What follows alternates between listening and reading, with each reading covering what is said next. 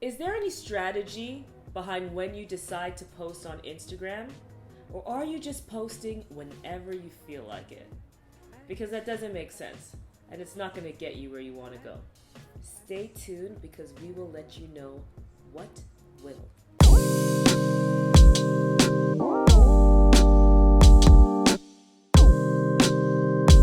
Hey guys, welcome back to our channel. If you're new to our channel, we are High Season, a social media agency that helps business owners, entrepreneurs, and marketers step their social media games up and break the algorithm. Today we are going to discuss when is the best time for you to post on Instagram to maximize your results. This is a question that we get often. Can I post way in the night, way in the morning? Does it even matter? Yes, it does. And you want to make sure with everything that you're doing that there's a strategy behind when you're posting.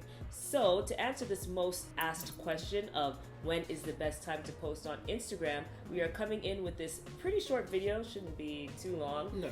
Because there are three main ways to decide and to discover when is the best time for you to post so that you get the best engagement and increase your opportunities for followers when posting to Instagram.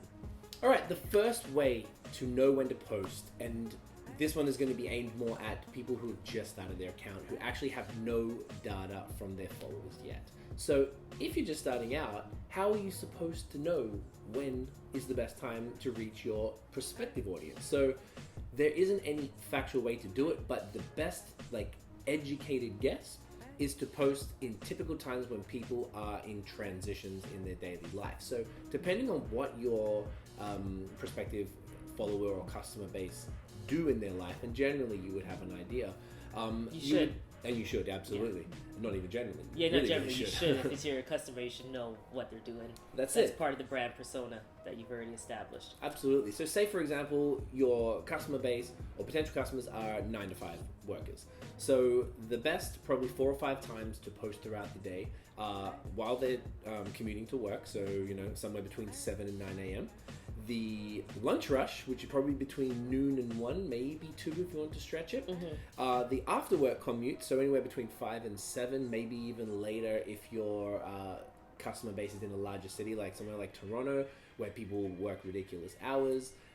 They'll probably be checking that a bit later.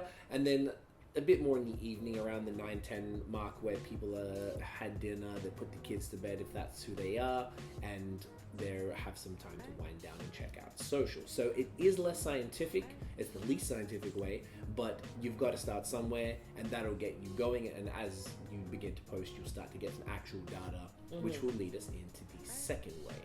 So the second way to find out when is the best time to post on Instagram is using all that data that you've tested based on what Craig just said, going into the Instagram Insights tab, because now you should have accurate data. Once you've started posting and testing, Instagram's going to have an idea of when your followers are actually online. And if you go into the Insights tab under Audience, I'll pop up something here so you can see. Yes.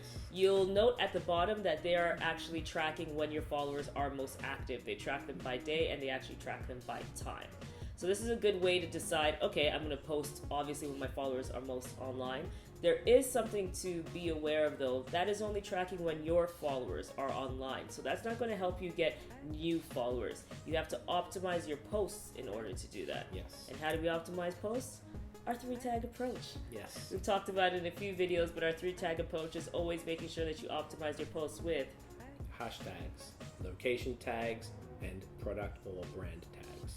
We're going to put a video, a little card up there for you to see. I always forget what side. It's definitely the side. You can check out our video on the top right here. It's how to get your next 1,000 followers on Instagram. And we actually detail our 3-tag approach and all the ways to optimize your approach so you're drawing attention. Yes. Posting times are very important, so that's something to definitely consider. The third way that you can better time your posts to reach more of your audience and a new audience is by using a third-party tool. We've talked about this before in our how to schedule a month's worth of content or a week's worth of content in an hour. Yes. Something like that. It's going to be up here. The 3 main tools that we would suggest, we use Sprout Social as we've spoken about before. We have a link in the description for our a code to go and use that. It's a fantastic tool. There's also Buffer, also link in the description, and Planoly.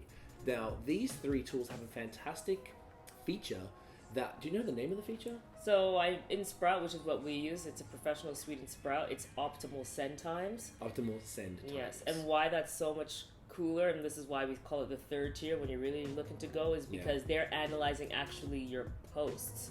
So looking at all the data, because they're reporting software, looking at the data of your posts and seeing when you've gotten the most engagement in the past and applying that to your specific audience. So it's not just when your followers are online the most, it's actually like when you see the highest engagement. Down to like the minute. Yeah. So like it would be at 6:21 p.m. it's going to put it down. And essentially there's the first two ways is all guesswork. Yeah. I mean, there's a little bit of guidance in the second way, but this third way is the most accurate way, and we've found it to be quite successful. It essentially just removes the guesswork, and it sort of takes a little bit of time away when you're scheduling it in a good way, because you're looking part of your scheduling process, you're uploading the picture, you're putting in the caption, doing all the different things and scheduling the day, and then instead of having to, okay, well, this is a Wednesday, I'm thinking on Wednesday this one's about, but if you're don't even have to worry about it, you just click that optimal send time option and it just does it for you, and it's going to get you the best results. And from the time that we've been using it, we're pretty happy with it. Yeah,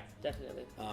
Buffer, to be honest, we don't really use it like that. They've changed their plans a lot recently, so we'd recommend to check that. Even in Sprout, it's actually in a higher tier plan as well. It's not available on the basic plan, which is kind of fair enough because it's a pretty valuable tool. Yeah. And now you were just telling me, Tiff, that Planoly has so Planoly just introduced that as well. I'm not quite certain how comprehensive it is. Right. Like it was introduced this week, but they are suggesting times now for you. So that's also something that's very interesting. And Planoly would have all that data, as they also provide analysis, so they might be able to give you something that gives you an extra push in your post and makes your post go a bit further. Is it on the free plan on Planoly? This is in the paid plan. And the paid plan. You get what you pay for. You get what you pay for, and if you're really serious about your social and you really want the best possible results from all your efforts, then we would recommend to take a look at these three services and just see if any of them appeal to you and give it a crack. See how you go. Yeah.